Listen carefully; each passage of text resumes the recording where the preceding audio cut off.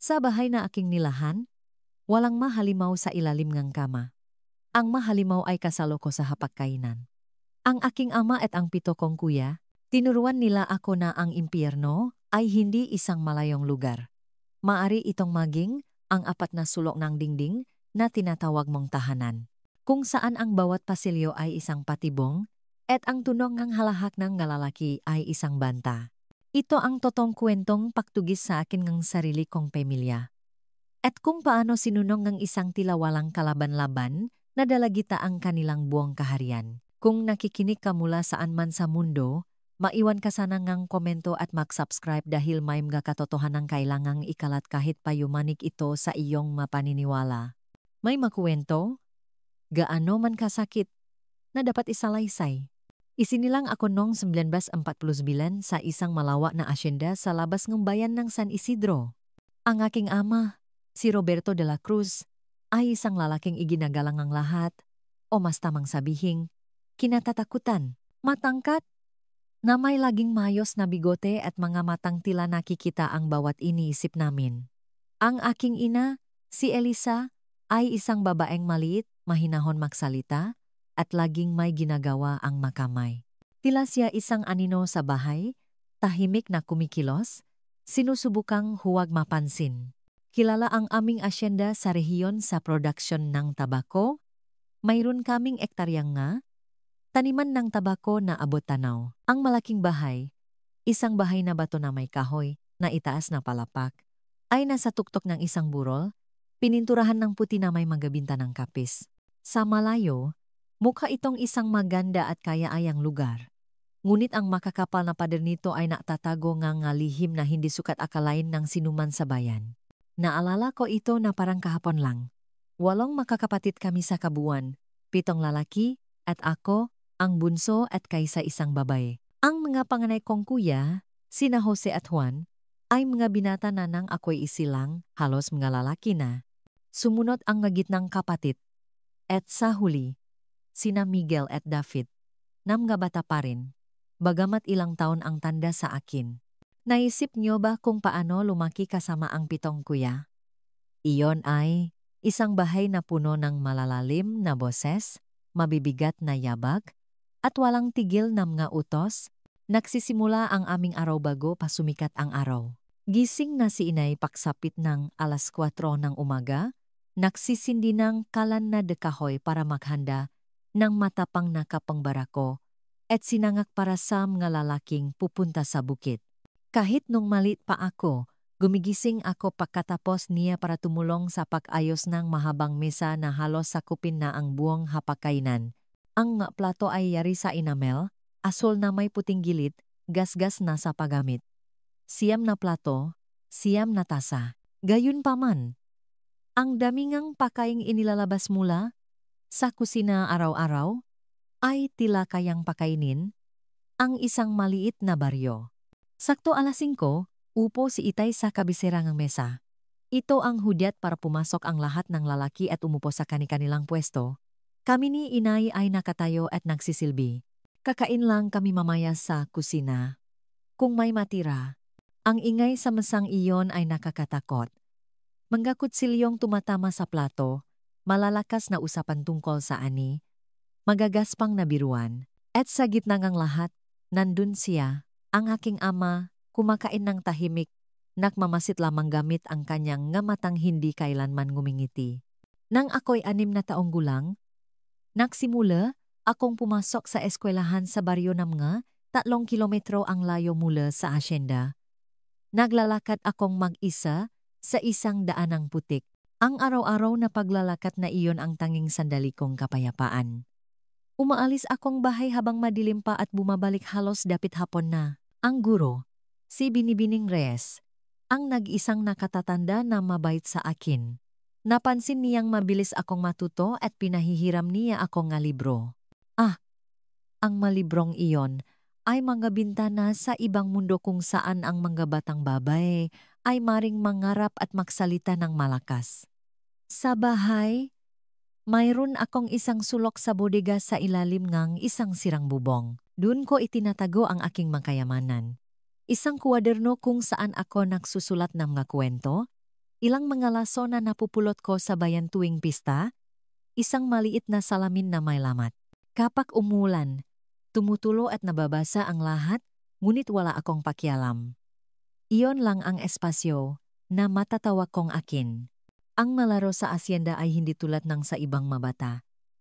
Hindi ako isinasali ng makuya ko sa kanilang paglalaro ng bola o pangingisda sa sapan na dumadaloy sa aming lupain. Kapag sinusubukan kong lumapit, naririnig ko, bumalik ka sa kusina, hindi ito gawaing babae. Ang tawag nila sa pakikipaglaro sa akin ay iba. Ito ay ang pagtatagongang aking ilang gamit, pagsabunot sa akin hanggang sa umiya ako, pagtulak sa akin kapag nadadaanan nila ako sa makipot na pasilyong bahay. Natututo kang maging matatag, Marisol, sabi ni Ricardo, isa sa aking makuya, habang binabatukan ako na nagdulot ng pakahilo.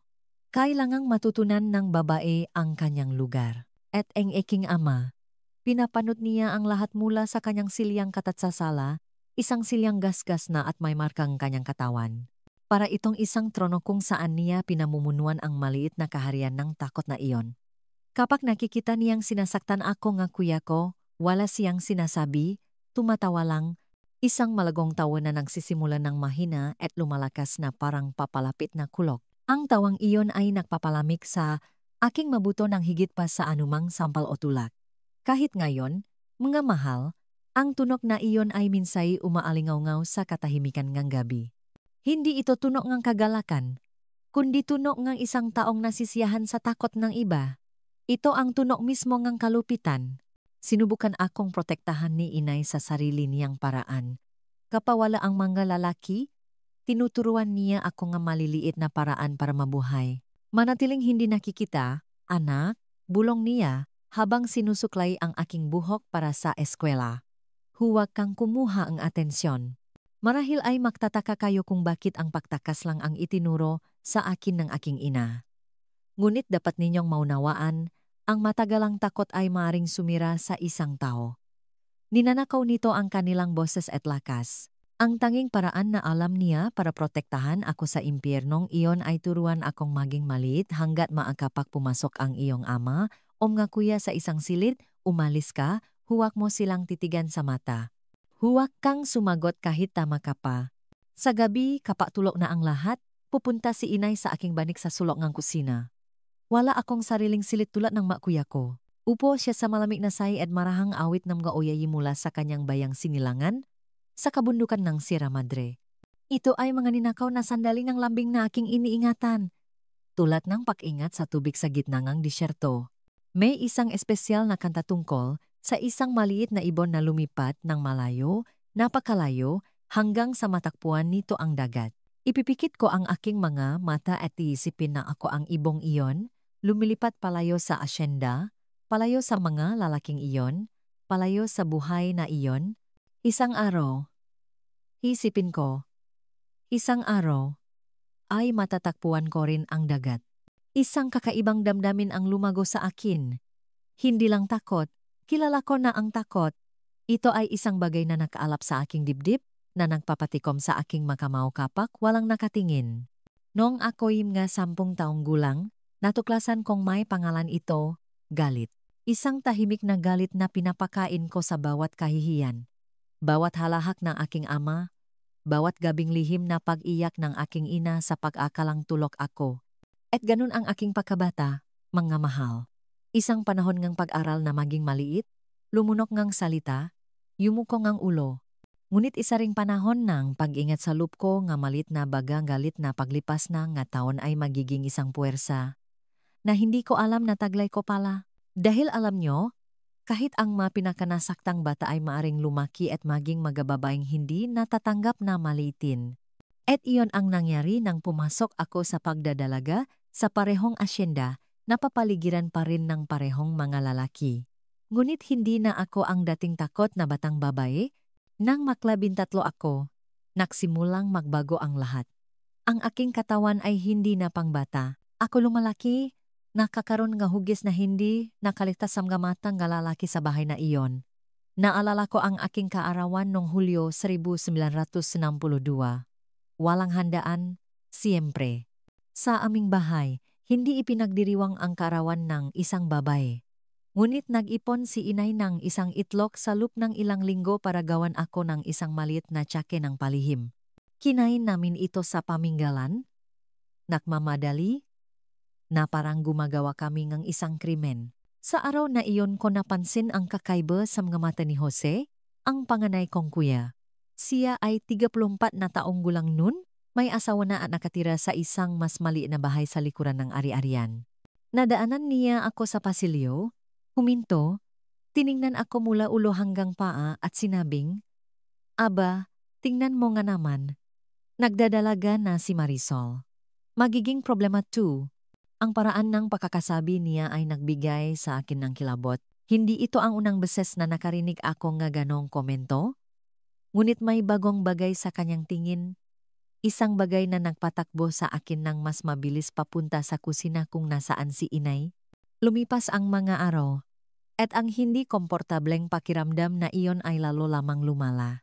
Ngayon, hindi na lang si Jose, kundi pati na rin sina Juan, Ricardo, at Megjing ang nga nakababata tulad ni Miguel. Kapag pumapasok ako sa isang silid kung nasaan sila, hihina ang kanilang mga usapan at susundan akong kanilang mga mata. Minsan, makakarinig akong nga hagigik at mga komentong pabulong. Sinimulan kong baguhin ang aking magdadaanan sa bahay. Iniwasan ko ang kamalik kung saan nila itinatago ang mga kagamitan, ang bodega, at ang likot bahay. Hanggat maaari, nananatili akong malapit kay inay o sa isa sa mga asawang aking makuya. Nagsimula akong gumising ng mas maaga pa kay inay para maligo mag-isa sa batalan habang tulog pa ang lahat. Isang linggo ngang umaga nang mangyari ang unang seryosong insidente. Nasa kusina ako at naguhugas ngang mapinakainan sa almusal. Tahimik ang bahay. Ang mga lalaki ay nagpunta sa bayan para sa tiyangga sa linggo maliban kay itay na nasa branda at naninigarilyo. Si inay naman ay nahatid ng pakain sa isang may sakit na kapitbahay. Nakarinig ako ngang yabak sa likuran ko at bago pa ako makalingon, naramdaman ko ang malalaking kamay na humawak sa aking baywang ng may puwersa. Si David iyon, isa sa makuya ko na 19 na taong gulang nun. Marisol, bulong niya sa aking tainga. Nagiging magandang dalaga ka na, alam mo ba? Naamoy ko ang matapang na amoy ng alak sa kanyang hininga. Sinubukan kong kumawala. Ngunit hinigpitan niya ang hawak. Idiniin ang kanyang katawan sa akin. At ikinulong ako sa lababo. Bitawan mo ako, David. Sabi ko, sinusubukang panatilihing matatag ang aking boses, ngunit ramdam ko ang pag-akyat ng takot. Tatawagin ko si Itay. Tumawa siya. Isang mahina at magaspang na tawa. Sige, ano sa tingin mo ang gagawin niya? Tatawa lang yon. Sa sandaling iyon, napagtanto ko ang isang katotohanang mas nakakatakot pa kaysa sa makamay na humahawak sa akin.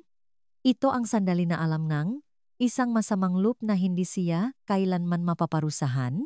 Ang bahay na iyon, mga mahal, ay walang katarungan para sa isang batang babae na tulad ko.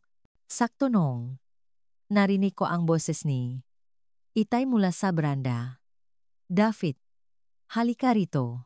Mabilis akong binitawan ng aking kuya, sinuklay ang kanyang buhok gamit ang kamay, at umalis sa kusina na parang walang nangyari. Naiwan akong nanginginig doon, basa pa ang makamay mula sa mga hinuhugasan kong plato.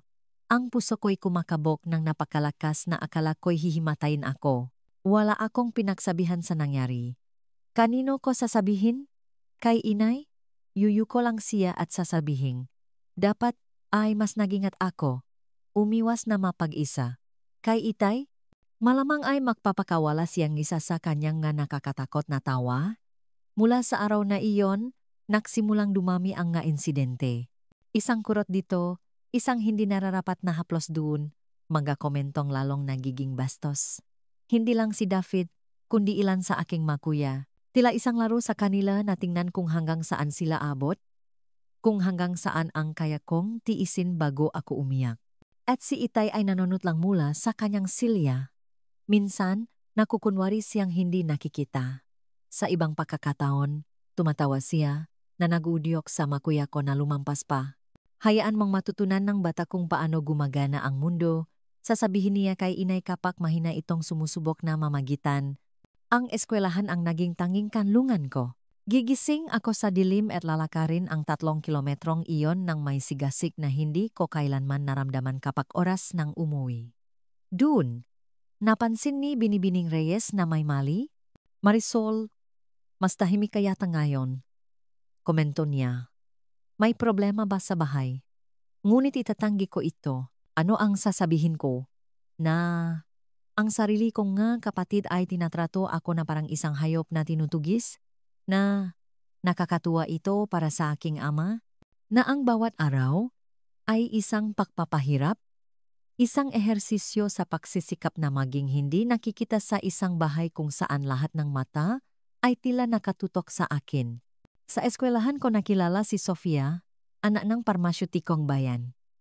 Siya lang ang babae sa klase na kumakausap sa akin. Ang iba, mga anak ng mas mayayamang magsasaka, ay inisip na kakaiba ako, masyadong maylap sa aking magadamit na may takpi at sa aking takot na kilos. Iba si Sofia. Pinahihiram niya akong nga libro, ibinabahagi ang kanyang baon, at kinukuwentuhan ako tungkol sa buhay sa bayan. Isang araw, inanyayahan niya akong pumunta sa botika ngang kanyang ama pagkatapos ngang klase. Hindi pa ako nakakapasok doon kailanman. Hindi gumagastos si Itay sa gamot. Sabi niya, ang mahalamang gamot sa gubat ay kayang gamutin ang lahat. Ang botika ay isang kamanghamanghang lugar, punong nga boteng may kulay na salamin, nga kakaibang amoy, at isang mabait na lalaki na ngumingiti kapag kinakausap ako. Napakatalino po ni Sofia, Gino, sabi ko, ramdam ang isang hiya na hindi karaniwan sa akin. Malaki po ang tulong niya sa aking mga aralin. Lalo pang lumapat ang ngitingang parmasyutiko. Laging ikaw ang kwento ni Sofia, Marisol. Sabi niya, magaling ka raw sa numero. Iyon ang unang pagkakataon na may kumilala sa akin. Bukod kay Binibining Reyes, na maari akong maging higit pa sa isang babaeng nagtatrabaho sa kusina at naktitiis ng nga insulto. May naramdaman akong init sa aking dibdib, isang bagong pagmamalaki. Umuwi ako sa bahay ng araw na iyon na puno nga ideya ang aking isipan. Paano kung mari akong maging higit pa? Paano kung may paraan para makaalis sa asyendang iyon, malayo sa mga lalaking iyon, sa buhay na iyon? Ito ay isang mapanganib na pag-aisip, tulad ng isang butong itinanim na nagsisimula ng sumibol. Ngunit ang katotohanan ay naghihintay sa akin sa bahay. Pagdating ko, natakpuan kong magulo ang kusina. Tila, nakawala ang isa sa mga guya at walang makahanap dito. Galit na galit si Itay, sinisigawan ang lahat. Nang makita niya ako, sa akin niya ibinaling ang kanyang galit. Saan ka galing? Halos 6:00 na ngang hapon. Sa eskwela po, Itay? Sagot ko, alam na walang silbing banggitin ang pagbisita sa botika. Eskwela? Eskwela? Anong silbing sobrang pag-aral para sa isang babae? Dapat ay narito ka at tinutulungan ang iyong ina. Yumuko ako at dumiretso sa kusina.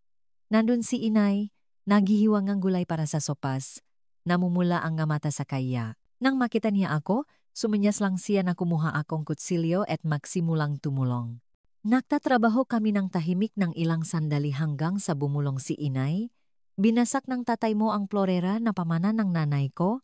Yung asul na nasa sala, nakaramdam akong kirot sa aking puso. Iyon ang tanging bagay na dinala ni inay mula sa kanyang pamilya nang siya iikasal. Isang masalang florerang pininturahan ng kamay na lagi niyang nilalagyan ng sariwang bulaklak kahit sa mga pinakatuyot na panahon. Iyon ang kanyang maliit na paghihimaksik, ang kanyang munting pirasong kagandahan sa isang bahay kung saan ang kagandahan ay walang halaga. Bakit? Tanong ko, pabulong din. Dahil sinubukan kitang ipagtanggol, sinabi kong may karapatan kang mag-aral. Huminto siya, huminga ng malalim. Binasak niya ang florera sa harap ko at sinabing sa susunod, ulo ko na ang babasagin niya. Tiningnan ko ang aking ina, ang babaeng dating maganda ngunit ngayon ay tila tumanda bago ang kanyang panahon. Ang kanyang namumuting buhok, ang kanyang nga kamay na kalyo sa katatrabaho, ang kanyang nga matang wala ng kislap. Para akong tumitingin sa sarili kong hinaharap kung mananatili ako ron, kailangan nating makaalis dito. Inay, sabi ko, lumabas ang masalita bago ko pa mapigilan. Sa pagtingin sa mabasak na piraso ng florerang iyon, nakita ko ang mabasak na piraso ng buhay ng aking ina. At alam kong kung wala akong gagawin, iyon din ang magiging kinabukasan ko. Ang masalitang iyon ay hindi isang plano. Mga mahal, ito ay isang panata na binikas mula sa kaibuturan ng kawalan ng pag-asa. Tumingin siya sa akin, takot, at inilagay ang isang daliri sa kanyang ngalabi. Shh, huwag kang magsalitang ganyan. Saan tayo pupunta? Paano tayo mabubuhay? Ito ay isang balidong tanong. Dalawang babaeng mag-isa, walang proteksyon, sa isang mundong hindi mabait sa mga babaeng walang kalaban-laban. Ngunit ang buto ay naitanim na, at hindi ko na ito maaring baliwalain. Nang gabing iyon, habang nakahiga sa aking banig sa kusina, gumawa ako ng isang tahimik na panata. Hahanap ako ng paraan para makaalis doon. Hindi ko alam kung paano, hindi ko alam kung kailan. Ngunit hindi ako magtatapos na tulad ng aking ina. Isang anino ng isang tao, namumuhay sa takot na mamatay ng unti-unti bawat araw. Kinabukasan, may napansin akong kakaiba. Ang aking mga kuya ay balisa, nag-usap tungkol sa isang bisitang darating sa asyenda. Isang mahalagang tao mula sa siyudad. Isang taong gustong pahangay ni Itay. Lahat ay inutusang mag-ayos. Nilinis ang bahay na hindi kailanman nangyari, at si inay ay maghapong nagluto nga espesyal na pagkain. Dumating ang bisita ng dapit hapon sakay ngang isang makintap na kotse na nag-angat ng alikabok sa daan. Ito ang alkalde ng siyudad, isang matabang lalaki na may masikip na suwit at gintong relo na kumikinang sa kanyang pulso. Siya ay dumating upang makipagnegosasyon sa pagbilingang bahagingang aming produksyon ng tabako para ay export. Nanatili ako sa kusina, tumutulong kay inay sa pagsisilbingang pagkain habang nag-usap ang nalalaki sa sala. Malakas magsalita ang alkalde, tawa ng tawa, at iniinom ang alak na itinago ni Itay para sa mga espesyal na okasyon. Iba si Itay, sunod-sunuran, halos mapagsilbi, sumasang-ayon sa lahat ng sinasabi ng bisita. Nung nagsisilbi akong panghimagas, narinig ko ang isang bagay na nagpabago sa lahat. Nakokomento ang alkalde sa kahirapan sa paghahanap ng kwalipikadong manggagawa para sa kanyang planta ng pagproseso ng tabako sa siyudad. Kailangan namin ng bataong marunong magbasa at magkwenta, sabi niya habang inilalagay ko ang kalabasapi sa harap niya, pahirap maganap. Nang hindi naisip, nagsalita ako, marunong po akong magbasa at magkwenta, Ginoo. Sabi po ni Binibining Reyes, ako raw po ang pinakamagaling na estudyante sa eskwelahan. Isang nakamamatay na katahimikan ang bumalot sa silid. Tiningnan ako ni Itay na parang nakagawa. Ako ngang pinakamatinding kasalanan isang babaeng nagsalita ng hindi tinatanong sa harap ng isang mahalagang bisita. Naramdaman kong nanlamig ang dugo sa aking mga ugat, naghihintay sa pagsabok. Ngunit sa aking pagkagulat, ngumiti ang alkalde. Talaga, isang edukadang binibini. Bihira, yan sa mga lugar na ito. Sa sandaling iyon, may nakita ako sa mga mata ng aking ama na hindi ko pa nakikita dati. Hindi lang galit, kundi takot. Takot dahil sa unang pagkakataon, may isang tagalabas ng asyendang iyon na nakakita sa akin bilang isang tao, hindi lang isang tahimik na anino. At doon ko napagtanto, ang kanyang kapangyarihan sa amin ay nagmumula sa paghihiwalay. Hanggat walang sinuman sa labas ang nakakaalam kung ano ang nangyayari sa loob ng mapader na iyon, magagawa niya ang anumang gusto niya. Ito ay isang kisap-matang liwanag sa pinakamalalim na kadiliman. Sa unang pagkakataon, naunawaan ko na ang kanyang kapangyarihan ay hindi ganap. Mayroon itong kahinaan. At bagamat hindi ko pa alam nun, ang nag-isang realisasyong ito ang magiging susi sa aking pagtakas sa huli. Ngunit hindi bago lumala pa ang lahat. Ang gabing iyon ang nakmarka ngang simulang ang aking tunay na paghihimaksik. Hindi isang hayagang paghihimaksik na may mga sigaw at pagtakas. Wala pa akong lakas o paraan para doon. Ngunit isang tahimik na paghihimaksik na pinalakas ng maliit na butong pag-asa na ngayon ay nagsimulang lumakas sa loob ko. Ang mabuwan na sumunod sa hapunan kasama ang alkalde ang pinakamahirap sa aking buhay. Galit na galit sa akin si Itay dahil sa pagsasalita ng walang pahintulot. Nang umalis ang bisita, tinawag niya ako sa kamalig. Isa itong madilim na lugar na puno ang anino. Ang amoy ng kalawang at langis ay nakakapit sa mga dingding na kahoy. Sino ka sa akala mo para magsalita sa harap ng mahahalagang tao? Sigaw niya. Itinuturo ang kanyang daliri sa aking mukha. Gusto mo ba akong ipahiya? Gusto mo bang isipin ng nga tao na hindi ko kayang kontrolin ang sarili kong bahay?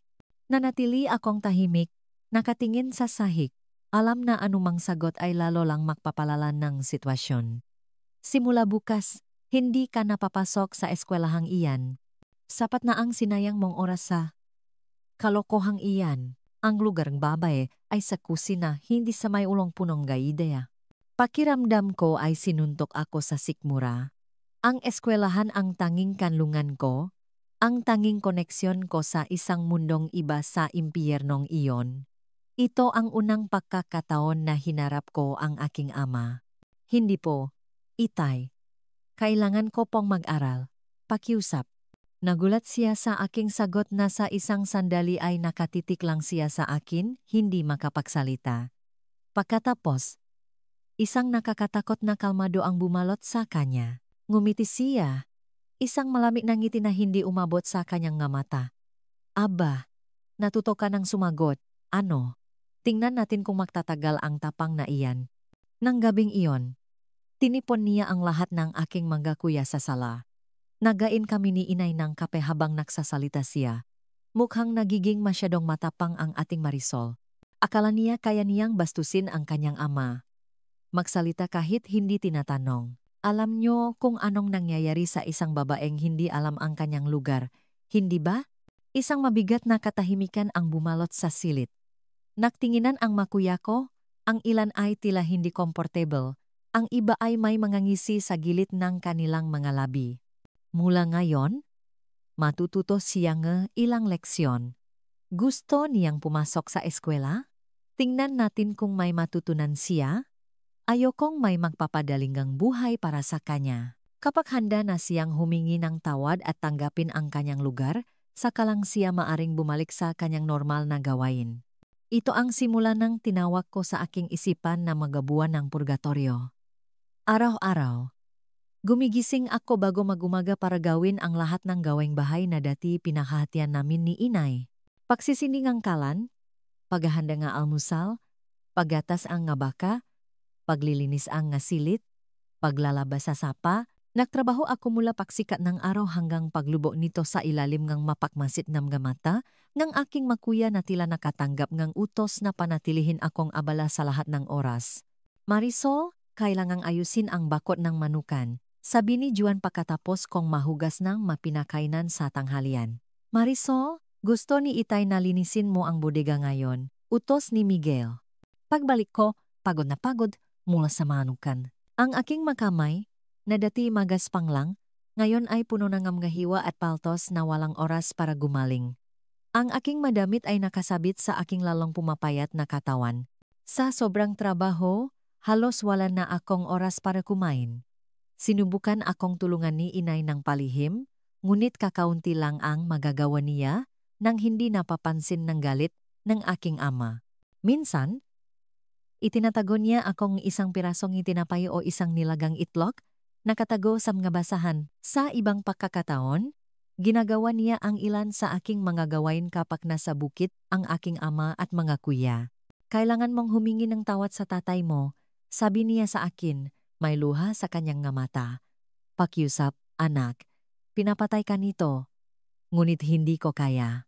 Isang bagay sa loob ko, ang bagang galit na ngayon ay isang patuloy na apoy, ay hindi ako pinapayagang ibigay sa kanya ang kasiyahang iyon. Alam kong hindi lang isang paumanhin ang gusto niya. Ito ay ang aking kumpletong pagsuko, ang aking pagtalikot sa anumang pangarap na lampas sa asyendang iyon. Mas masahol pa sa nakakapagod na trabaho ay ang matingin at heplos mula sa aking makuya. Sa tahasang pahintulot ng aking ama na turuan akong leksyon, naramdaman nilang may karapatan silang tratuhin ako sa anumang paraan na gusto nila. Ang makurot ay naging mahawak, ang masasakit na salita ay naging mga kahalayan na ibinubulong kapag walang ibang tao sa paligid. Si Ricardo ang pinakamasama bilang isa sa mga gitna. Palagi niyang sinusubukang patunayan ang kanyang halaga sa mga nakatatanda. Susundan niya ako sa paligid ngang ari-arian. Ikukulong ako sa mga liblib na lugar.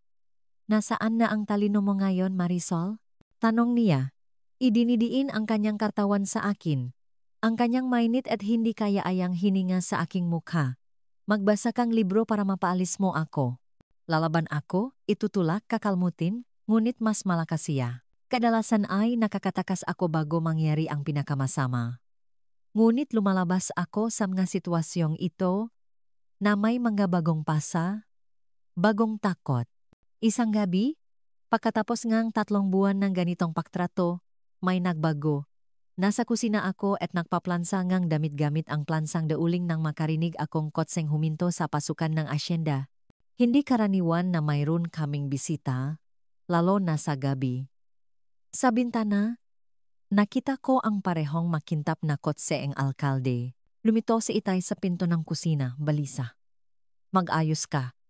Sabi niya apurado ang tono. Nandito ang alkalde at gusto kang kausapin. Nalito ako. Bakit gustong makipag-usap sa akin ng alkalde? At bakit si Itay, na nagbawal sa sinuman na kausapin ako ng higit sa kinakailangan, ay gusto akong humarap sa isang bisita? Pinunasan ko ang aking mga kamay sa aking tapis, sinubukang ayusin ang aking magulong buhok, at sinundan siya sa sala. Nakopo ang alkalde sa pinakamagandang silya, ang parehong silyang karaniwang inupuan ng aking ama. Sa aking pagkagulat, sa tabi niya ay si Binibining Reyes, ang aking guro. Ah? Nandiyan na pala siya, bulalas ng alkalde. Tumatayo habang pumapasok ako. Ang napakatalinong Binibini na marami akong narinig tungkol sa kanya. Tiningnan ko nang may pagkalito ang aking ama, na nakatayo, tensyonado, ang nga kamay ay nasa likod. Pinilit niyang ngumiti na hindi umabot sa kanyang nga mata. Marisol, pagpapatuloy ng alkalde, ikinukwento sa akin ng iyong guro ang iyong pambihirang performance sa eskwelahan. Toto bang hindi ka na pumapasok sa klase sa nakalipas na ilang buwan? May problema ba sa kalusugan? Bago pa ako makasagot, sumingit ang aking ama. Medyo masama po ang pakiramdam ni Marisol, Mayor, walang seryoso. Babalik din siya sa eskwela sa lalong madaling panahon. Taningan ako ni Binibining Reyes mula ulo hanggang paa, malinaw na napansin ang aking kalagayan. Mas payat, malalalim na may itim na bilog sa ilalim ng mata, mga kamay na may pasa. Bahagyang nanliit ang kanyang nga mata. Well, sabi yan ni alkalde, pumunta ako rito dahil nagsisimula kami isang special na programa sa aming siyudad. Dahil sa paglago ng plantang tabako, kailangan namin ng talentadong kabataan na magtrabaho sa opisina, mga taong marunong magbasa, magsulat, at higit sa lahat makwenta. Inirekomenda ka ni Binibining Reyes bilang pinakamagaling na estudyante sa rehiyon. Nagsimulang bumilis ang tibok ng aking puso. Ito ay isang pagkakataon, isang daan palabas sa impyernong iyon. Kasama sa programa ang isang maliit na sahod, at para sa mga galing sa mas malalayong asyenda tulad mo, nag-aalok kami ng tirahan sa mismong bahay ni Binibining Reyes, na mabait na nag-alok na maging iyong tagapag-alaga. Nakarinig akong isang ingay at napaktanto kong iyon ay ang pagnangalit ng ngipin ng aking ama. Ang kanyang pilit na ngiti ay isang masikip na linya na lamang. Napakabait niyo po, Mayor, sabi niya. Ngunit kailangan po si Marisol dito sa asyenda. Malaking pamilya kami, tinutulungan niya ang kanyang ina. Naintindihan ko, sabat na alkalde, ngunit sa loop lamang ng linggo. Sa Sabado't Linggo, maari siyang umuwi, at ang sahod ay makakatulong sa pamilya. Nakita ko ang hidwaan sa mamata ng aking ama. Sa isang banda, gusto niya akong panatilihin doon. Sunod-sunuran. Wasak, sa kabilang banda, ang pagtanggi sa isang direktang alok mula sa alkalde ay maring magkaroon ng magkahihinatnan sa kanyang negosyo. Pag-isipan po namin. Sa wakas ay sabi niya, mahalagang desisyon ito. Siyempre, sang-ayon ang alkalde, tumatayo, ngunit huwag magtagal. Magsisimula ang programa sa loob ng 2 linggo at limitado ang mga pwesto. Nang umalis sila, nanatili akong nakatayo sa sala, hindi makapaniwala sa nangyari. Isang pinto ang nagbukas maliit, marahil pansamantala, ngunit isang pinto pa rin. Ang reaksyon ng aking ama ay dumating ng gabing iyon din, pagkaalis ng alkalde at ni Binibining Reyes. Pumasok siya sa kusina na parang isang bagyo, ang mukha niya ipula sa galit. Anong ginawa mo? Paano mo nagawang pag-usapan ng 18 pamilya sa mga estranghero? Wala po akong sinabi. Itay. Sagot ko. Umatras hanggang sa tumama ako sa lababo. Ilang buwan ko na pong hindi nakikita si Binibining Reyes simulan ng pagbawalan niyo akong pumasok sa eskwela. Sumugot siya, hinawakan ang aking braso ng may, ganoong puwersa na naramdaman kong bumaon ang kanyang madaliri sa aking laman. Huwag kang magsinungaling sa akin. Hindi pupunta rito ang babaeng iyon ng walang dahilan. Anong sinabi mo sa kanya? Wala po. Sumpaman. Noon pumasok si inay sa kusina. Isang bihirang pangyayari kapag galit ang aking ama. Karaniwan siyang nagtatago sa mga sandaling ito. Alam na wala siyang magagawang tulong at ang kanyang presensya ay lalo lang magpapalalang ang sitwasyon. Roberto, sabi niya, nanginginig ngunit determinado ang boses. Nagsasabi ngang totoo ang bata. Hindi siya umalis sa asyendang ito sa nakalipas na 3 buwan. Alam mo yan. Paano siya makakausap sa guro? Binitawan ng aking ama ang aking braso. Bumaling sa aking ina. Kung ganun, paano nalaman ng babaeng iyon?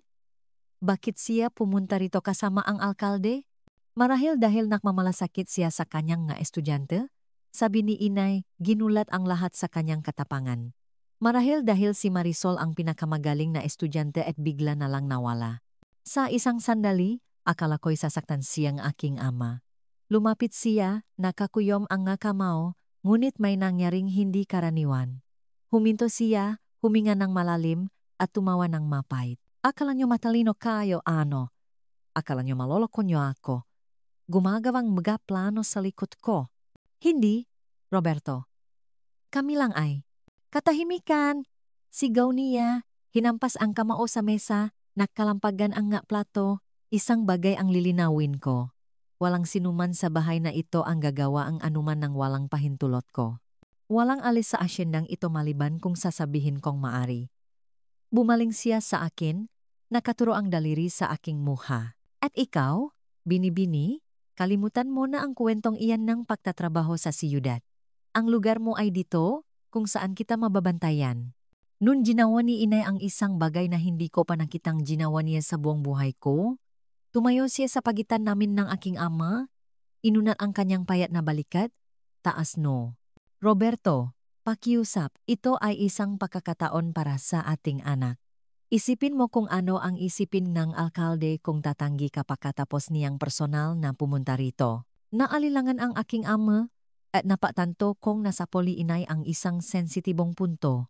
Ang kanyang imahe sa harap ng mahahalagang tao sa siyudad ay mas mahalaga kaysa sa anupaman. Bukod pa riyan, papatuloy ni inay, sinamantala ang pagkakataon. Nabanggit ng alkalde ang isang sahod, parang makakabuti sa asyenda, lalo na ngayon na hindi kasing ganda ngang inaasahan ang ani. Ito ay isang kasinungalingan. Napakaganda ngang ani sa taong iyon, ngunit hindi nakikialam ang aking ama sa mga gastusin sa bahay. Trabaho iyon ng aking ina. Kumunot ang kanyang nag-isip. At uwi siya tuwing Sabado't Linggo, dagdag ni inay. Narito siya para tumulong kapag pinakakailangan natin. Nakita ko ang eksaktong sandali na sumuko siya, hindi dahil sa kabaitan o pag-aalala sa akin, kundi dahil sa pakalkula. Ang pabor ng alkalde ay mas mahalaga kaysa sa kanyang pagnanais na panatilihin akong bilanggo. Tingnan natin, sabi niya sa wakas. Pag-isipan ko. Nang gabing iyon, habang nakahiga sa aking banik sa kusina, hindi ako makatulog. Ang pag-asa ay isang mapanganib na bagay kapag nabuhay ka ng maraming taon nang wala ito. Bigla.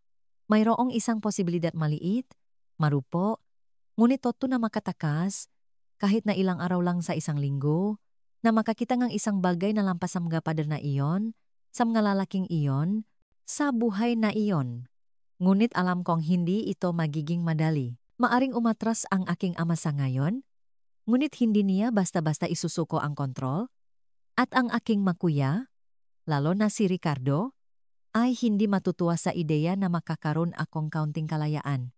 Ang hindi ko alam ng gabing iyon, habang nakatitig sa kisamingang kusina, iniisip kung ano ang pakiramdam ngang magtrabaho sa siyudad malayo sa asyendang iyon, ay ang tunay na bangungot ay malapit nang dumating. na ang masusunod na linggo ay susubukin ang aking katatagan na hindi kailanman nangyari at matutuklasan ko sa pinakamasakit na paraan kung hanggang saan kayang gawin ng aking ama para mapanatili ang kanyang kontrol sa aming pamilya. Ang desisyon ang aking ama ay dumating 2 araw pagkatapos. Pagkatapos ang hapunan, nang lahat ay papunta na sa kani-kanilang silid, tinawag niya ako sa beranda. Ang mukha niya ay may saradong ekspresyon na kilalang kilala ko. Ngunit may ibang bagay sa kanyang mga mata, isang malami na pakalkula na nakpangini sa akin. Pupunta ka sa siyudad para magtrabaho sa opisina ng alkalde, sabi niya nang walang paligoy-ligoy, ngunit may mga kondisyon. Nanatili akong nakatayo. Hindi naglakasloob na magpakita ngang anumang saya o ginhawa. Alam kong anumang emosyon ay ituturing na kahinaan, isang pagkakataon para magbago ang kanyang isip. Una, lahat ng sahod mo ay diretso sa akin. Ikalawa, auwi ka tuwing Sabado at Linggo ng walang palya. Ikatlo, kapag narinig kong nakikipalandian ka sa mga lalaki o gumagawa ngang anumang magdudulot ng kahihiyan sa pamilyang ito, hindi ka na kailanman makakatapa sa labas ng asyendang ito. Naintindihan? Opo. Itay, sagot ko, yumuko. At isang huling bagay, dagdag niya, lumapit ng husto na naamoy ko ang kanyang hiningang amoy alak. Kapag binuka mo ang iyong bibig para magsalita tungkol sa kung paano tayo nabubuhay dito, magsisisi ka ng lubusan. Ang nanay mo ang magbabayad sa bawat salitang sasabihin mo, malinaw ang banta. Maaring magkaroon ako ng kaunting kalayaan, ngunit nakatali pa rin ako sa mga hindi nakikitang tanikala. Gayunpaman, higit pa ito sa aking pinangarap, isang pagkakataong huminga, makakita ngang isang bagay na lampas sa mga pader na iyon. Nagpasalamat ako sa kanya at mabilis na umalis bago pa siya magbago ngang isip. Sa sumunod na 2 linggo, lalong naging tensyonado ang kapaligiran sa asyenda. Ang aking nga kuya, lalo na si Ricardo, ay tila kinasusuklaman ang pribilehiyong aking napanalunan. Ang matingin ay mas masama, ang mga komento ay mas malupit. Ang ilan ay nakunwaring hindi ako umiiral, binabalewala ang aking presensya. Ang iba naman ay sinisiguradong ipaalala sa akin na ang aking espesyal na lugar sa siyudad ay hindi nagbabago kung sino ako, isang walang silbing babae na kailangang ilagay sa kanyang lugar. Sa bispras na aking pag-alis, hinarang ako ni Ricardo sa bodega habang kumukuha ako ng mais para sa mga manok. Ang kanyang mukha ay nababalot ng galit na hindi ko pa nakikita dati. Kahit sa kanya, akala mo mas magaling ka sa amin ano? Akala mo magiging isang mahalagang babae ka sa siyudad? Hindi, Ricardo. Magtatrabaho lang ako tulad ng lahat dito. Lumapit siya. Idiniin ako sa kahoy na pader ng bodega. Huwag mong kalimutan ang iyong lugar, Marisol. Maari kang pumunta sa siyudad, ngunit mananatili ka kung ano ka. Isang probinsyana na magaling lang magluto at sumunod, wala nang iba. Naramdaman ko ang kanyang mabigat na katawan sa akin. Ang kanyang nga kamay ay humihigpit sa aking nga braso na sapat para magiwan ng marka. Sa isang nakakatakot na sandali, akala ko'y gagawin niya ang isang bagay na hindi pa niya nagawa dati. Hindi lang manakot o manakit, kundi isang bagay na mas masahol pa. Nakita ko sa kanyang mamata ang isang masamang pagnanais na wasakin ako, na kunin ang nag-isang bagay na nagawa kong protektahan hanggang noon. Ngunit may nagbago sa akin sa sandaling iyon. Marahil ay ang kalapitan ng kalayaan, o marahil ay ang galit na aking naipon sa loob ng maraming taon. Sa halip na manliit, tiningnan ko siya ng diretso sa kanyang nga mata at sinabi sa isang boses na halos hindi ko makilala, "Bitawan mo ako, Ricardo." Ngayon na, ang katatagan sa aking boses ay ikinagulat niya. Sa isang segundo, lumuwag ang kanyang hawak at sinamantala ko ang pagkakataon na makawala. Itinulak siya ng buong lakas. Natumba siya. Nadapa sa isang sakong ng mais. "Magsisisi ka rito." Ungol niya. Ngunit hindi na siya sumugot muli. Isang bagay sa aking mga mata marahil ang nagbabala sa kanya na hindi na ako ang dating takot na batang babae. Ang maliit na tagumpay na iyon sa maalikabo na hangin ng bodega ay mas malaki pa sa anumang laban na napanalunan. Ito ang unang pagkakataon na naramdaman ko ang sarili kong lakas, isang lakas na nakabaon sa ilalim ng maraming taon ng takot. At ito ay isang babala hindi lang kay Ricardo, kundi sa kanilang lahat, na ang babaeng akala nila'y kilala nila ay nagsisimula ng maglaho. Umalis ako sa bodega na nanginginig. Ngunit hindi sa takot sa isang kakaibang halo ng sindak at tagumpay. Sa unang pagkakataon, hinarap ko ng direkta ang isa sa aking matormentor at nakaligtas. Kinabukasan, tinulungan ako ni inay na mag-impake ng isang mali na balutan ng aking ilang damit. Puno makasalungat na emosyon ang kanyang mata. Tuwa na makita akong makatakas kahit pansamantala mula sa impyernong iyon. Takot sa kung ano ang maaring mangyari sa akin sa siyudad. Takot sa kung ano ang mangyayari sa kanya kapag wala na ako run para tulungan siya.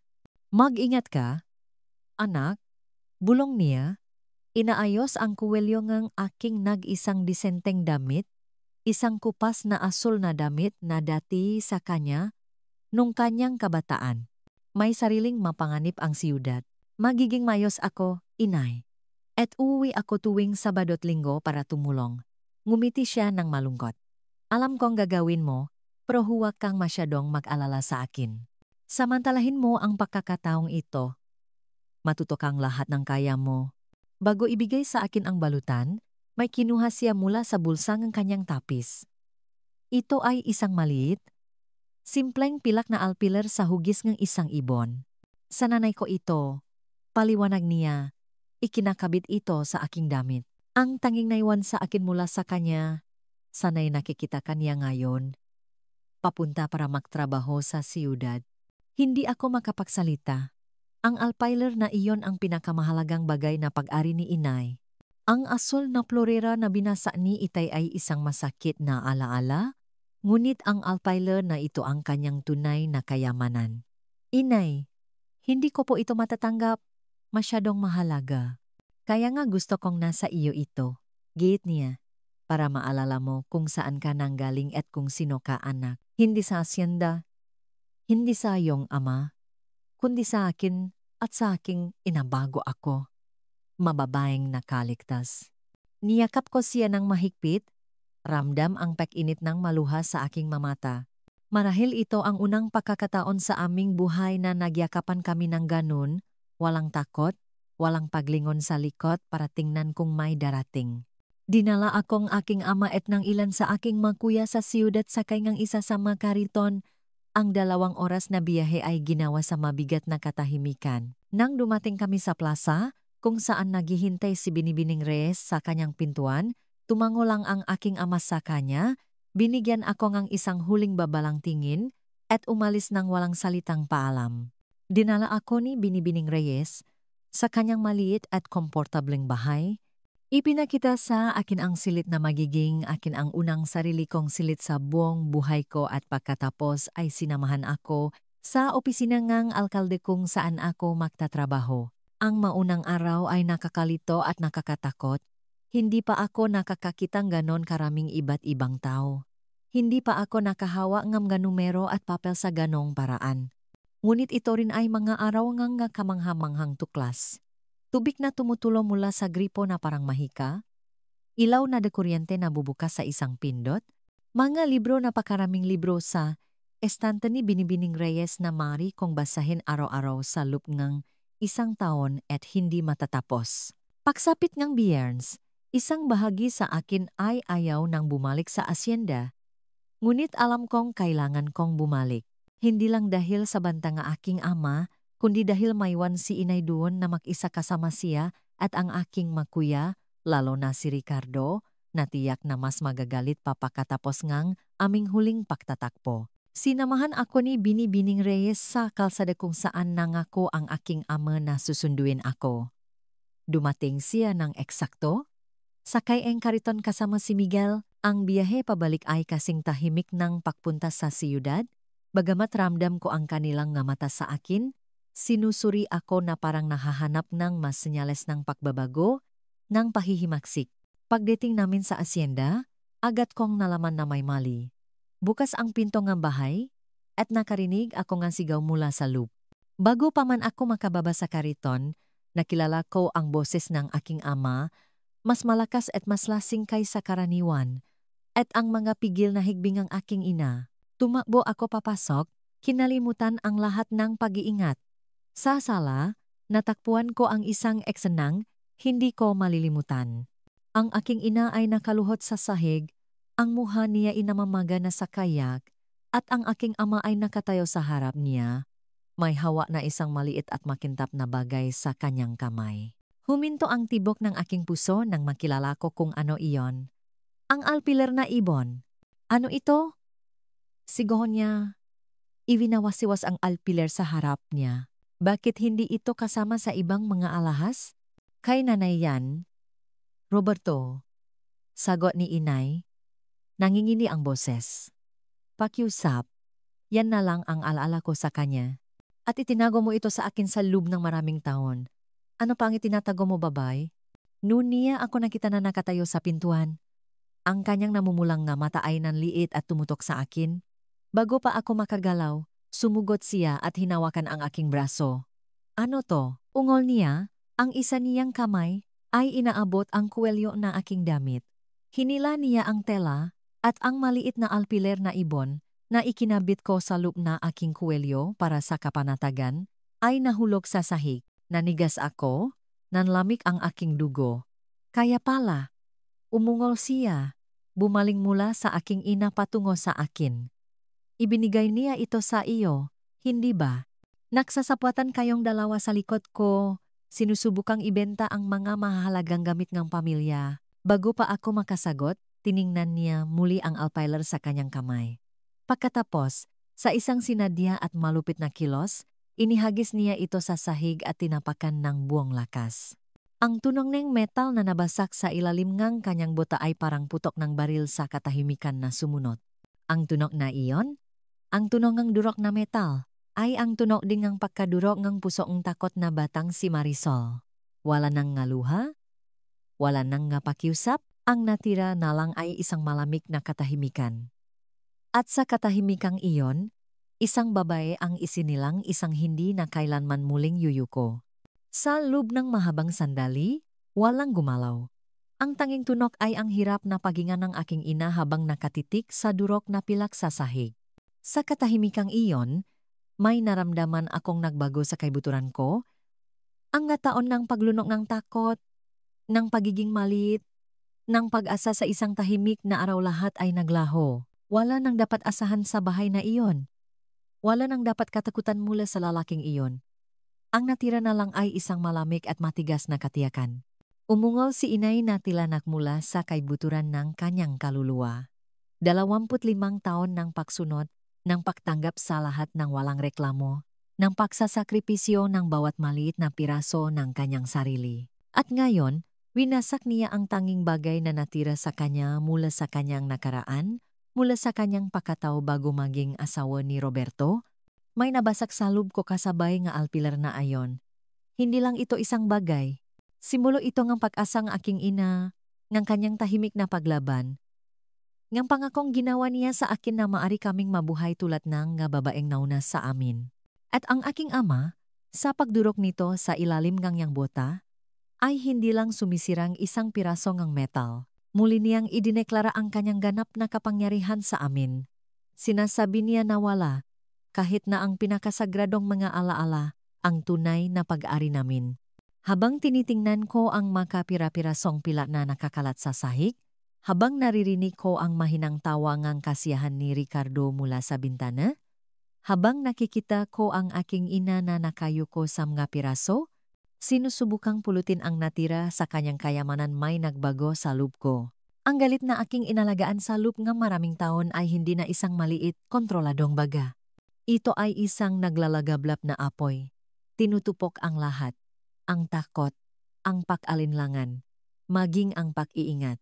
Sa sandaling iyon, ipinangako ko sa aking sarili na ang lalaking iyon, ang aking ama, at lahat ng aking makuya na sumunod sa kanyang halimbawa, ay magbabayad sa ginawa nila sa amin, hindi sa pisikal na karahasan, hindi ako kailanman magiging tulad nila kundi sa paraang tatama sa kanila kung saan pinakamasakit.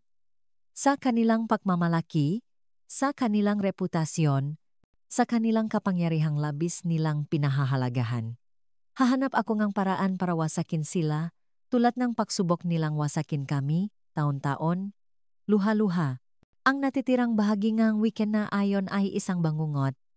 Bumalik ako sa siyudad noong Lunes na may mabagong pasa at pusong punong ng determinasyon. Sa bahay ni Binibining Reyes, iniyak ko ang lahat ng luhang aking pinigilan, ikinuwento sa kanya ang tungkol sa nasirang alpiler, ngunit hindi ang iba pang mga katatakutan sa asyenda. Niyakap niya ako ng tahimik, biniyan ngang tsaa, at hinayaang matulog ng mahaba. Kinabukasan, sa opisina ng alkalde, nagtrabaho ako ng may panibagong sigasig. Bawat numerong idinagdag ko, bawat papel na inayos ko, ay isang hakbang palayo sa asyendang iyon, isang laryo sa pagbuo ng aking kalayaan. Ngunit alam kong hindi sapat ang pagtakas lang. Kailangan kong tiyakin na ligtas din ang aking ina, at na si Itay at ang aking magkuya, lalo na si Ricardo, ay magbabayat sa lahat ng kanilang ginawa. Halos nakataon lang na natakpuan ko ang unang bakas. Inaayos ko ang dokumento ng buwis sa lupa nang makita ko ang pangalan ng aming asyenda, pahingahan ng de la Cruz. Ang idineklarang halaga ng produksyon ay mas mababa kaysa sa alam kong aming inaani. Bilang anak ng magsasaka, kahit hindi kailanman isinama sa mga usapang pangnegosyo, alam ko ang mga numero kung gaano karaming punong tabako ang mayroon kami, kung gaano karami ang ani, kung makano ang halaga ng bawat fardo. Dahil sa pagtataka, nagsimula akong maging mas matulungin. Sa mga sumunod na araw, nanatili ako pagkatapos ng oras ng trabaho, sinasabi sa alkalde na gusto kong matuto patungkol sa mga talaan. Natuwa siya sa aking dedikasyon at biniyan ako ngang pahintulot na pag-aralan ang nga dokumento. Doon ko natuklasan na idinideklara lamang ang aking amang kalahati ng produksyon ng tabakong asyenda. Ang kalahati, malamang, ay ibinebenta sa ilalim ng mesa, walang buwis, marahil sa mga lihim na mamimili. Ito ay isang tax evasion scam na marahil ay ilang taon nang nangyayari. Ngunit hindi lang iyon. Sa isang nakakandadong drawer na nagawa kong buksan nang umuwi na ang lahat, natuto akong magbukas ng kandado sa panonot. Sa aking kuya kapag akala nila'y hindi ako nakatingin, natakpuan ko ang matalaan ng utang. Malaki ang utang ng aking ama sa isang lalaking nangangalang Frank Miller, kilala sa rehiyon bilang isang walang-awang usurero dahil sa napakataas na interes at mga petsangang pagbabayad. Tila ang aking ama ay nakbabayad lamang ng interes nang hindi nababawasan ang prinsipal. Ang dalawang lihim na ito ay makapangyarihan, ngunit kailangan kong mas maraming detalye, mas katiyakan bago kumilos. Sa mga sumunod na linggo, ipinagpatuloy ko ang aking tahimik na investigasyon. Tuwing Sabado at Linggo, bumabalik ako sa asyenda gaya ngang ipinangako, tinisis ang mabigat na kapaligiran at pagmamaltrato ng may bagong pasensya, pinalakas ng katiyakang malapit na itong matapos. Naging malapit ako kay Mang Karding, ang karterong bayan, isang mabait na ginoo na alam ang lahat ng sikretong rehiyon. Nagsimula kaming mag-usap tuwing tanghalian kapag dumadaan siya sa opisina. Isang araw, kaswal kong binanggit ang pangalang Frank Miller. "Ah, si Frank!" sabi niya. Hininaan ang boses. "Delikadong tao yan." "Ineng," sabi nila. "May mga pinabalyan na yan ng binti dahil hindi nakabayad sa tamang oras. Mas gugustuhin pang ang iba na ibenta ang lahat ng pag-ari nila kaysa makautang sa kanya." "Marami po ba siyang kliyente rito?" tanong ko, nakukunwaring interesado. Higit sa dapat. Karamihan ay mga magsasaka na nangungutang para ipuhunan sa ani tapos hindi makabayad. May mga tauhan si Frank sa lahat ng karatigbayan. Sabi nila, kahit ang mga pulis ay takot sa kanya. Ang impormasyong iyon ay parang ginto sa akin. Ipinagpatuloy ko ang pakikipausap kay Mang Karding sa mga sumunod na araw, kumakalap ng mas maraming detalye tungkol kay Frank at sa kanyang mapamamaraan.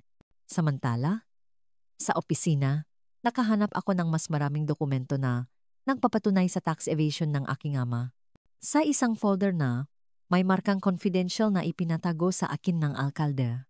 Nakakita akong isang ulat mula sa BIR tungkol sa mga investigasyon sa tax evasion sa rehiyon. Wala sa listahan ang asyenda ng aking ama, ngunit may nabanggit na impormasyong natanggap tungkol sa posibleng mga irregularidad sa mga ari-arian sa kanlurang sektor ngang lalawigan eksakto kung nasaan ang aming asyenda. Nagsimulang mabuo ang plano sa aking isipan. Hindi ito magiging isang direktang paghihiganti gamit ang sarili kong mga kamay. Ito ay magiging isang bagay na mas sopistikado, gagamitin ang sariling korap na sistema ng aking ama laban sa kanya. Marahil ay, nagtataka kayo. Mga mahal, kung paano nakaisip ngang ganong bagay ang isang simpleng probinsyana na tulad ko. Ngunit alam ninyo, kapag ang isang tao ay nasukol at pagkatapos ay pinakitaan ng isang sinak ng liwanag, ang kanyang isipan ay maaring maging lubhang matalas. Hindi ang karunungan mula sa mga libro ang gumabay sa akin. Ito ay ang likas na ugali na mabuhay. Sa ikatlong linggong Disyembre, 4 na buwan matapos akong maksimulang magtrabaho sa siyudad, naramdaman kong mayroon na akong lahat ng kinakailangang impormasyon. Huwebes noon, isang araw bago ako umuwi sa asyenda para sa weekend. Matapos umalis ang lahat sa opisina, nanatili ako, sinasabing tatapusin ko ang pag-ayos ng ilang dokumento. Mag-isa, ginamit ko ang pampublikong telepono sa pasilyo.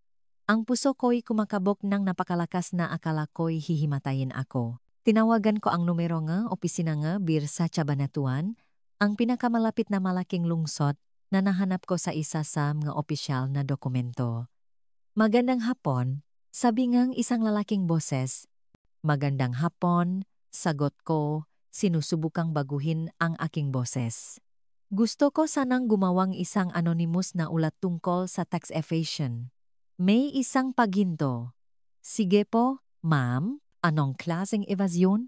Sa pinakamatatak na boses na kaya ko, idinetalye ko ang lahat ng natuklasan ko tungkol sa mahindi idineklarang bentangang aking ama.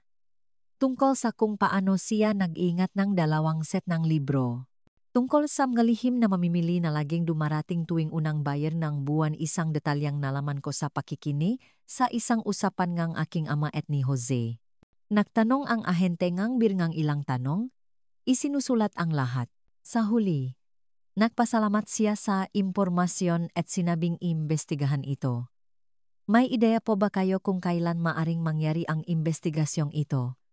Tanong ko, sinusubukang magtunok kaswal. Hindi ko masabi ng sigurado, ngunit sa mga detalyadong tip na tulad nito, karaniwan kaming kumikilos ng mabilis. Ilang araw lang, marahil. Perpekto. Pagkatapos ibaba ang telepono, huminga ako ng malalim ngang ilang beses. Kalahati pa lang ako sa plano. Kinuha ko muli ang telepono at tinawagan ang isa pang numero. Natagpuan ko ito ilang linggo na ang nakalipas, hindi nakasulat ng malinaw, ngunit hinulaan. Habang nagahalungkat sa mga papel nga aking ama, natakpuan ko ang isang formal na sulat na nakatago sa kanyang drawer ngang medyas, malayo sa kanyang manager. Ito ay isang demand letter para sa isang hindi pa nababayarang personal na utang. Walang letterhead, ngunit sa ibaba ay may pangalan, Frank Miller, at isang numero ngang telepono. Alam ko noon na ito ay isang utang na itinatago niya sa lahat. Isang lalaking may magaspang na boses ang sumagot sa ikatlong ring. Sino to? Magandang gabi, sabi ko ulit. Binabago ang aking boses. Kailangan kong makausap sige. Frank Miller. Tungkol ito sa isa sa kanyang na kliyente, si Roberto de la Cruz. May isang tensyonadong katahimikan. Pagkatapos, nagbago ang boses. Ito ay ibang lalaki. Mas malalim at mas may autoridad. Sinong nagtatanong? Isa akong taong nagtatrabaho para sa kanya. May narinig akong usapan ngayon na dapat mong malaman. Bala ni Roberto na tumakas pagkatapos ngang susunod na ani nang hindi binabayaran ang kanyang utang. Sabi niya, ayos na ang lahat para pumunta siya sa Mindanao kung saan mayroon siyang nga kamag-anak. Ito ay isang kumpletong kasinungalingan. Siyempre, ngunit batay sa isang tunay na detalye. Talagang may mga kamag-anak ang aking ama sa Mindanao, bagamat hindi niya sila kinakausap. Isa pang katahimikan, pagkatapos ay isang tuyong tawa. Talaga? At bakit mo ito sinasabi sa akin? Inaasahan ko na ang tanong na ito. Dahil 3 buwan na niya akong hindi binabayaran. Sabi niya, wala siyang pra. Pero alam kong iniipon niya ito para sa pagtakas. Naisip kong dapat mong malaman. Interesante, sabi ni Frank. Ang boses niya ay nakakalkula na. At kailan niya eksaktong balak gawin ito? Narinig kong pagkatapos ngang pangunahing ani na magsisimula sa susunod na linggo, may malaki siyang kargamento na i-deliver sa unang Biyernes ng susunod na buwan. Gagamitin niya ang prang. Iyon para tumakas. Mas maraming katahimikan. Well, salamat sa impormasyon. Personal kong titingnan ang bagay na ito. Ibinaba ko ang telepono na nanginginig ang nga kamay. Tapos na. Kasi sindi ko lang ng mitsangang dalawang makaibang pampasabok at pareho silang nakatakdang sumabok ng sabay. Kinabukasan, bumalik ako sa asyenda gaya ang dati, sinusubukang umakto ng normal. Ito ang pinakamahirap na weekend ng aking buhay. Ngumingiti, nagsisilbi, yumuyuko, alam kung ano ang malapit nang mangyari. Ang tensyon ay napakabigat na halos mabuking ko ang aking sarili ng ilang beses nahuhulog ang mga plato, nadadapa, mali ang pagsagot sa mga tanong. Anong problema mo, bata? Tanong ang aking ama nung linggo ng gabi, pinapanot ako ng may pagdududa. Mukha kang nakakita ng multo. Wala po, itay, sagot ko, yumuko. Pagod lang po sa trabaho sa siyudad. Nagbulong siya ngang kung ano tungkol sa tunay na trabaho at bumalik sa paninigarilyo. Nung Lunes, bumalik ako sa siyudad na may buhol sa aking tiyan. Isang bahagi sa akin ay nag-alala para kay inay. Paano kung masaktan siya sa gitna ngang kaguluhang aking inayos? Ngunit alam ngang isa pang bahagi na ito ang tanging pagkakataon namin na makalaya sa impyernong iyon. Lumipas ang isang buong linggo na walang balita. Nagsimula akong matakot na nabigo ang aking plano na walang sinuman ang nagseryoso sa aking mga ulat. Pagkatapos, sa sumunod na Huwebes, habang nasa opisina ako, nakarinig ako ng kaguluhan sa plaza. Sumilip ako sa bintana at nakita ang tatlong opisyal na sasakyan ngang beer na papunta sa dulong ng bayan sa kalsadang patungo sa aming asyenda. Tumalon ang aking puso. Ito na ang simulan ng katapusan. Nang gabing iyon, nakatanggap ng tawag sa telepono si Binibining Reyes. Mula ito sa istasyon ng pulisya ng siyudad. Kailangan daw akong pumunta roon kaagad. Pagdating namin, natakpuan namin ang isang opisyal ng beer at ang hepeeng pulisya. Ipinaalam nila sa akin na aking ama at mga nakatatandang kuya ay inaresto dahil sa tax evasion at resisting arrest. At ang nanay ko po, tanong ko, halata ang takot sa aking boses. Mayo siya, pero labis na nabigla, sagot ng hepe. Kailangan naming pumunta karon. Sa daan patungo sa asyenda, sakay ngang kotse ngang pulis, ikinuwento sa akin ng opisyal ng beer ang nangyari. Pagdating nila para magsagawa nga, audit, hindi lang ebidensya nga.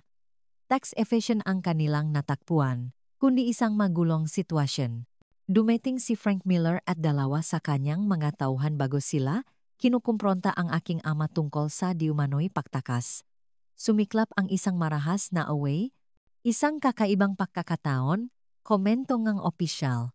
Mukhang may nak-report din sa tatay mo sa usurero. Nanatiling neutral ang aking ekspresyon sa kabilang magulong emosyon. Isang pagkakataon nga, pagdating namin sa asyenda, ang eksena ay surreal. Mga opisyal na sasakyan, mga pulis, mga lalaking nakaposas na isinasakay sa mga patrol car. Ang bahay ay bahagyang wasa nga sirang kasangkapan basa na bintana, masenyalas ng pakikipaglaban sa lahat ng dako. Natakpuan ko ang aking ina na nakaupo sa beranda na may kumot sa kanyang balikat at isang tasangang saa sa kanyang nakamay, inaasikaso ngang isang social worker. Nang makita niya ako, napunong luha ang kanyang mamata. Tumakbo ako sa kanya at niyakap siya ng mahigpit. Tapos na. Inay. Bulong ko sa kanyang tainga. Tapos na talaga.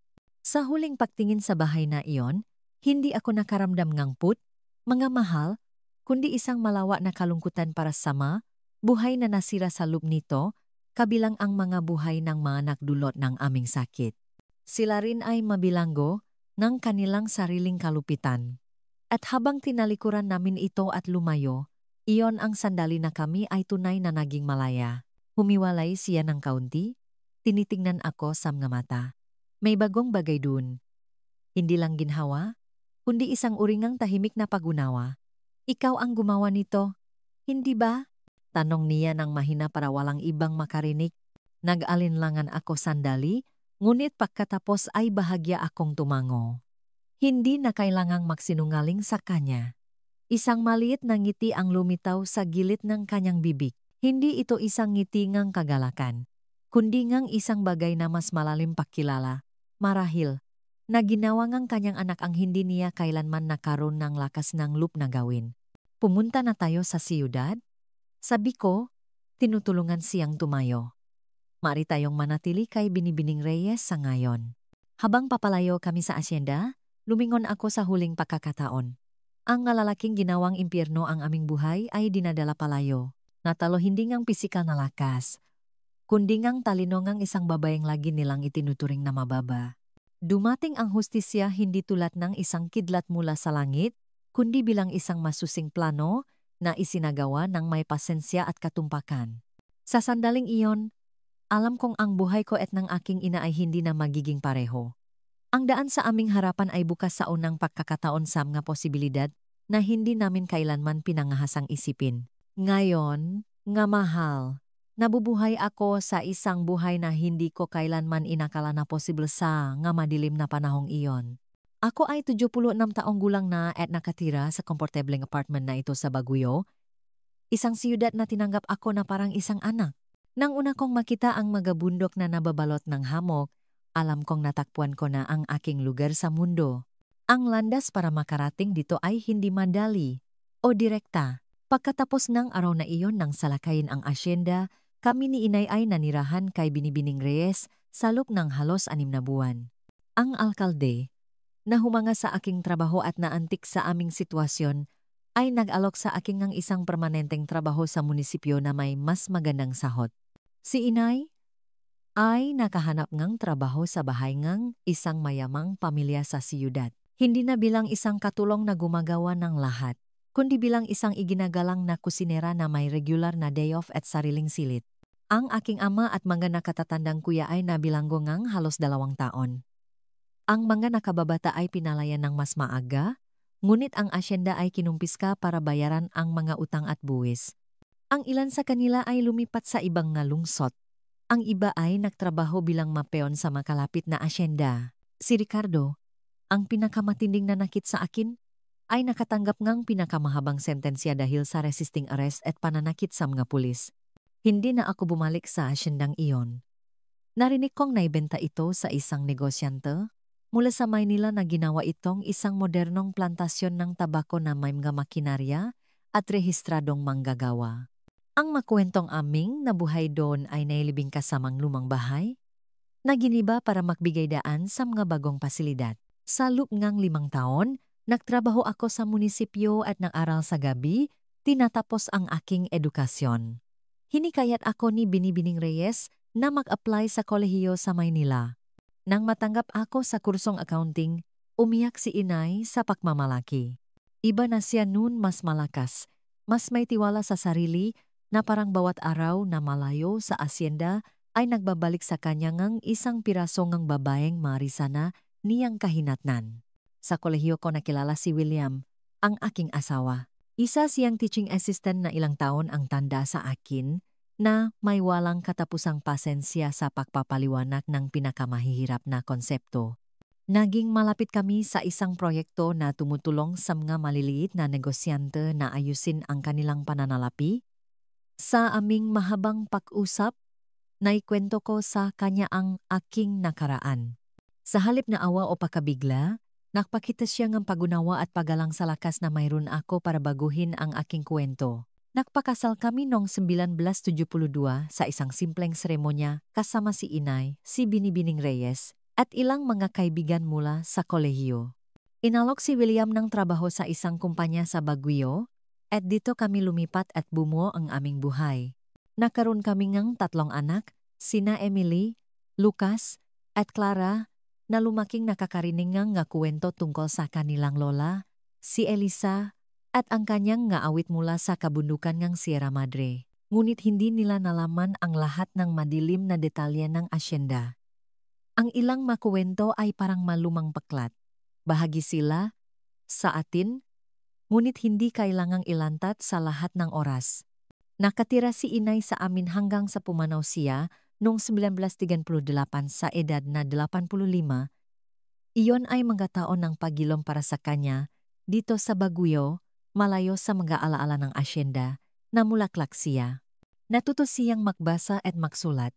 Gumawa siyang magansilyo na ibinebenta niya sa mga craft fair. Naging isang mapagmahal na lola siya na laging may malambot na kandungan at isang kwentong pampatulog sa mga bata. Nang siya'y pumanaw, payapa ito sa kanyang sariling kama, napapaligiran ng isang pamilyang nagmamahal sa kanya napakalayo sa kung ano sana ang kanyang naging kapalaran kung nanatili kami sa asyendang iyon. Pumanaw si William 7 taon na ang nakalipas matapos makipaglaban sa kanser. Nakaroon kami ngang 46 na taon ng pagsasamang batay sa respeto at pagkakaibigan. Isang bagay na hindi ko alam na possible nung aking pagkabata at pagdadalaga.